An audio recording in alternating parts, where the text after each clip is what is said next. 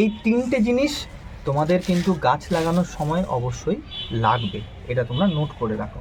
প্রথম হচ্ছে, আমি কিন্তু একদম এই মাটিটা এই টবে দিলাম আর গাছটাকে বসিয়ে দিয়ে জল দিয়ে দিলাম, এইভাবে কিন্তু প্রতিস্থাপন করব না। তোমরা যদি চাও যে প্রত্যেকটা গাছকে 100% তোমরা একদম রোগমুক্ত রাখবে এবং গাছের যে গ্রোথ সেটা ভালো থাকবে, শেকড়ের স্বাস্থ্য যদি ভালো থাকে গাছের স্বাস্থ্য ভালো থাকবে, সেক্ষেত্রে আমাকে সেই ট্রিটমেন্টটা প্রথমেই করে আমাকে কিন্তু গাছ প্রতিস্থাপন করতে হবে। হ্যালো বন্ধুরা, তোমরা কেমন আছো সকলে? আমরা সবাই খুব ভালো আছি। সঙ্গীতার ঘরের আরেকটি নতুন পর্বে তোমাদেরকে স্বাগত জানাচ্ছি। তো এর আগের যে ভিডিওটি আমি নিয়ে এসেছিলাম সেখানে তোমরা দেখেছিলে গোলাপ গাছের জন্য কি আদর্শ মাটি তৈরি করতে হয়। তো সেই মাটির যে মিশ্রণটা আমি তৈরি করে এইভাবে দিন 15 কিন্তু আমি রেখে শুকিয়েছি, ভালো করে কম্পোস্ট হয়ে গিয়েছে। এবার আজকে ছুটির সময়ে আমি এই যে দুটো গাছ যেটা আমরা দেখিয়েছিলাম সেই গাছগুলো কিন্তু এই 6 ইঞ্চির টবে আমি প্রতিস্থাপন করব। তো তোমরা এর আগের ভিডিও যারা দেখোনি কীভাবে গোলাপ গাছের আদর্শ মাটি তৈরি করার জন্য লাগবে, তোমরা কিন্তু এই আই বাটনে প্রেস করে দেখে নিতে পারো সেই ভিডিওটা। এবার আসছি আমার এই মাটির দিকে। তোমরা যদি দেখো খেয়াল করে, এই দেখো কেমনভাবে সুন্দরভাবে মিক্স হয়ে গিয়েছে পুরো মাটিটা। এই দেখো পুরো মাটিটা কিন্তু মিক্স হয়ে গেছে। এর মধ্যে কি কি রয়েছে তোমরা দেখেছো? গোবর সার রয়েছে, ধানের তুষ রয়েছে, ইট কুচি রয়েছে, হাড়ের গুঁড়ো রয়েছে, শিং কুচি রয়েছে, নিম খোল রয়েছে। মোটামুটি এই উপাদানগুলো কিন্তু দিয়ে আমি এই মিশ্রণটা তৈরি করেছিলাম। সেই মিশ্রণ খাবারটি আমি বস্তার মধ্যে ভরে জল দিয়ে রেখেছিলাম। দিন 7 পরে সেটাকে আমি এইভাবে ড্রাই করতে শুরু করি এবং মাঝে মধ্যে জল দিয়ে আমি সেটাকে ভিজিয়ে আজকে দিন 15 হয়ে গেল, জিনিসটা ভালো মতন কম্পোস্ট হয়ে গিয়েছে। আজকে যেটা করব সেটা হচ্ছে এই যে মুন স্টার এই ভ্যারাইটির এই গোলাপ গাছটি আর এই যে একটি ফ্রেঞ্চ ভ্যারাইটির গোলাপ গাছ রয়েছে, এই দুটো এই প্লাস্টিকের যে প্যাকেটে রয়েছে এখান থেকে বের করে আমি 6 ইঞ্চিতে রাখবো। এটা খেয়াল রাখবে যখনই তোমরা গাছ করবে, প্রথমেই বড় টবে কখনোই দেবে না, তাহলে কিন্তু আসলে গাছের ক্ষতি। তোমরা যদি ভেবে থাকো বড় টব হলে বড় গাছ হয়ে যাবে খুব তাড়াতাড়ি, তাহলে কিন্তু ভুল ভাবনা। তার জল কিন্তু বেশি জমে থাকবে এবং সেটা গাছের গোড়ার জন্য খুবই ক্ষতিকারক। সেক্ষেত্রে তোমরা সবসময় যে গাছটি প্রথমে লাগাবে সেটা কিন্তু লাগাবে 6 ইঞ্চি বা ম্যাক্সিমাম 8 ইঞ্চি টবে, ঠিক আছে? তো এর বেশি কিন্তু টবে তোমরা লাগাবে না। তো আজকে দেখে নাও কিভাবে আমি এই গাছটিকে এই টবে বসাচ্ছি। আমি কিন্তু একদম এই মাটিটা এই টবে দিলাম আর গাছটাকে বসিয়ে দিয়ে জল দিয়ে দিলাম, এইভাবে কিন্তু প্রতিস্থাপন করব না। তোমরা যদি চাও যে প্রত্যেকটা গাছকে 100% তোমরা একদম রোগমুক্ত রাখবে এবং গাছের যে গ্রোথ সেটা ভালো থাকবে, শেকড়ের স্বাস্থ্য যদি ভালো থাকে গাছের স্বাস্থ্য ভালো থাকবে, সেক্ষেত্রে আমাকে সেই ট্রিটমেন্টটা প্রথমেই করে আমাকে কিন্তু গাছ প্রতিস্থাপন করতে হবে। এই ট্রিটমেন্টটা না করলে গোড়ায় অনেক রকমভাবে জীবাণু বা বিভিন্ন রকমের ব্যাকটেরিয়া লাগতে পারে এবং গাছের কিন্তু ক্ষতি হতে পারে। সেক্ষেত্রে তোমাদেরকে সেই ট্রিকটাই দেখাবো কিভাবে তোমরা এই প্যাকেট গাছ থেকে টবে বসানোর আগে যে কাজটি করবে সেটা কিভাবে করতে হয়। এই তিনটে জিনিস তোমাদের কিন্তু গাছ লাগানোর সময় অবশ্যই লাগবে, এটা তোমরা নোট করে রাখো। প্রথম হচ্ছে হাইড্রোজেন পারক্সাইড। এর কি কাজ, এর কি গুণ তোমরা সকলেই জানো।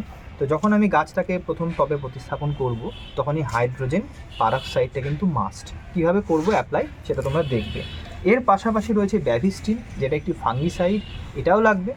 আর লাগবে হচ্ছে রুট নিম বা রুট হরমোন। তো এই তিনটে জিনিস আমার কিন্তু প্রথমে লাগবে। তো এই তিনটে জিনিসকে আমি ব্যবহার করে একটি সলিউশন বানাবো। সেই সলিউশনটা বানিয়ে এই প্যাকেট থেকে গাছটিকে বের করে আমি সেই সলিউশনে মিনিট 10-15 রাখবো। এর ফলে এর ভেতরকার যে ছত্রাক বা ব্যাকটেরিয়া জাতীয় জিনিস, ফাঙ্গাস, সেগুলো কিন্তু রিমুভ হয়ে যাবে এবং এর ভেতরকার যে শুকনো যে ভাবটা, যেটা দলাটা রয়েছে মাটির, সেটা কিন্তু কেটে যাবে এবং সহজেই কিন্তু শেকড় ছড়াবে এবং শেকড়ে কোনো পচন ধরবে। তো এইভাবেই আমি কিন্তু প্রত্যেকটা গাছে লাগানোর চেষ্টা করছি। এই দেখো তোমরা, এই হাইড্রোজেন পারক্সাইড এটা 6% রয়েছে, এটাই আমাদের এখানে অ্যাভেলেবেল, সেই কারণে এটা নিয়ে আসা। এটা আমি এই 1 ছিপি মতো মগে দিলাম। এইটা হচ্ছে রুট মিন বা রুট হরমোন, এটা আমি 1 চিমটে মতন দেব।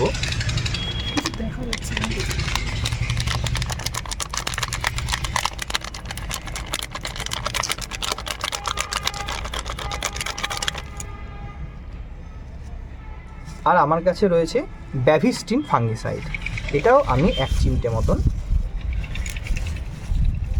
ব্যবহার করব এই সলিউশনটা বানানোর জন্য। এই দেখো 1 চিমটে দিয়ে দিলাম। এবার এর মধ্যে আমি জল দিয়ে দেব। কি দেবো বাবা? জল। হ্যাঁ, এইভাবে আমি জল দিয়ে দিলাম।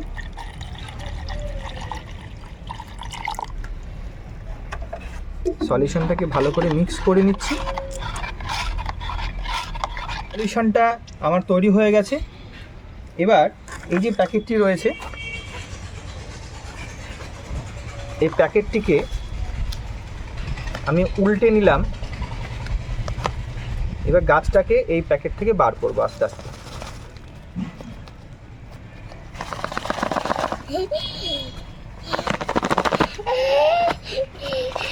এইভাবে ধরবে যাতে গাছের কোনো ক্ষতি না হয়। এইভাবে আস্তে আস্তে আস্তে আস্তে প্যাকেটটিকে আমরা টানবো যাতে মাটি থেকে এটা ছেড়ে আসে।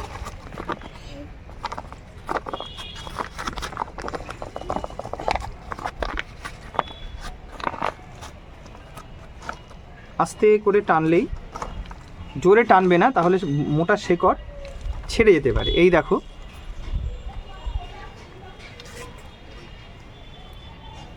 এইভাবে মাটিটাকে আমি বের করে নিলাম। এই পুরো জিনিসটাকেই আমি ধীরে ধীরে এই মগের মধ্যে ডুবিয়ে দেব মিনিট 10 জন্যে।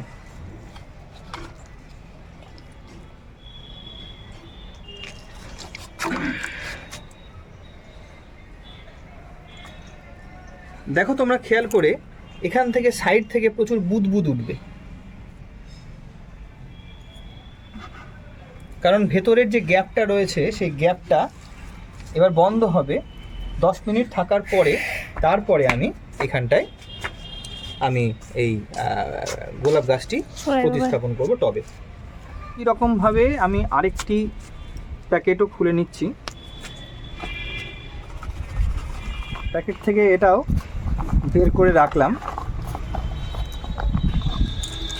এই দেখো, সুন্দর বেরিয়ে গেছে। এটাকে কিছুক্ষণ আমি মাটিতেই রাখি।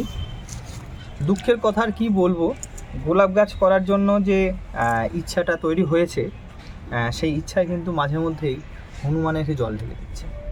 এখানটায় প্রায় মাঝে মধ্যেই 30-40টা করে হনুমানের একটা দল আসে, এবং এসে ওদের তো খুব প্রিয় গোলাপ গাছের পাতা, গোলাপ গাছের কুঁড়ি, ওরা মোটামুটি সবটা নিয়ে চলে যায়। তো সেই ক্ষেত্রে ইচ্ছেটা মাঝে মধ্যেই কমে যাচ্ছে। কিন্তু এই দুটো গাছ আমি যেহেতু কিনেছি, এই গাছগুলো আমাকে প্রতিস্থাপন করতেই হতো। মাটি যেটা করেছি সেটা মোটামুটি 3 থেকে 4টে এই 6 ইঞ্চি টবে হয়ে যাবে। কিন্তু আজকে আমি এই মুহূর্তে দুটো গাছই লাগাবো। সেক্ষেত্রে আমি দুটো টব নিয়ে নিয়েছি, এবং যেটা খুব জরুরি জিনিস, গাছের ফিল্টারিং। এই ফিল্টারিংয়ের জন্যে আমার এইভাবেই টব ভাঙা বা ইটের কুচি এগুলো সবই রেডি করা আছে। তা প্রায় 1 ইঞ্চি মতন আমি ফিল্টারিংটা করে নিচ্ছি দুটো টবের ক্ষেত্রে। এবার আমি ওই আমার প্রস্তুত করা যে মাটিটা, সেই মাটিটা আস্তে আস্তে অল্প করে দিয়ে দিচ্ছি। আমি একটা লেয়ার দিয়ে দিলাম। এবার এই যে গাছটা আমি বসিয়েছিলাম, সেই গাছটা আমি এবার বের করে টবে আস্তে করে বসিয়ে দিলাম।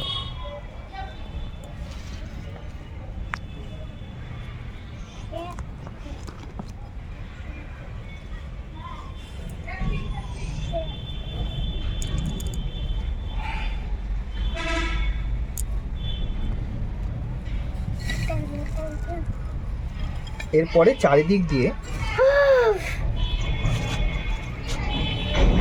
আমি আমার খাবারের মিশ্রণটা ধীরে ধীরে ফিল করে দিচ্ছি।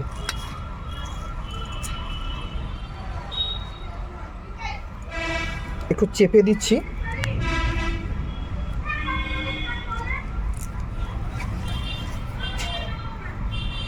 একদম কানায় কানায় মাটি রাখবো না, তবে এই মাটিটা একটু বসবে। তো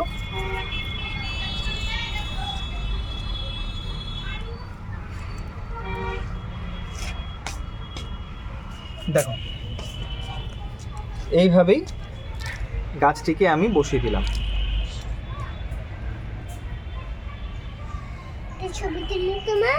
গাছটা থাকবে রোগমুক্ত এবং এর গ্রোথটা হবে খুব ভালো। এরপরে আমি এই গাছে কী কী ট্রিটমেন্ট করব পরপর সেগুলো তোমাদেরকে দেখাবো।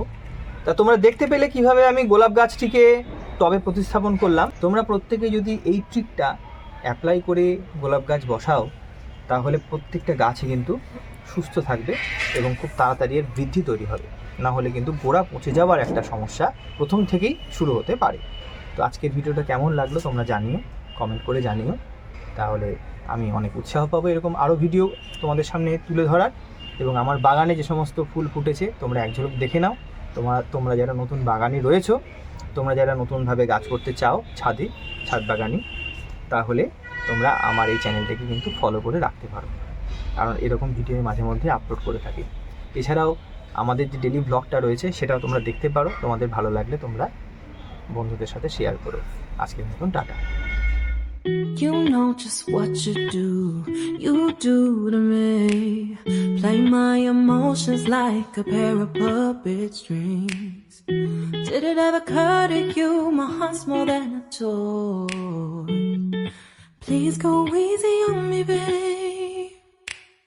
Send message after message, forward my calls. Next day you hit me back like nothing happened at all.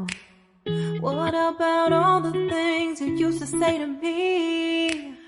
This ain't the way it's supposed to be, and you know. আমার দুটো গাছের চারা বসানো হয়ে গিয়েছে টবে। এবার একটি ছায়াযুক্ত এলাকায় আমি এই দুটো গাছ দিন 4-5 রেখে দেব, তারপরে ফুল সানলাইটে আমি বের করে দেবো। এবার হনুমান থেকে কে রক্ষা করবে সেটা দেখা যাক।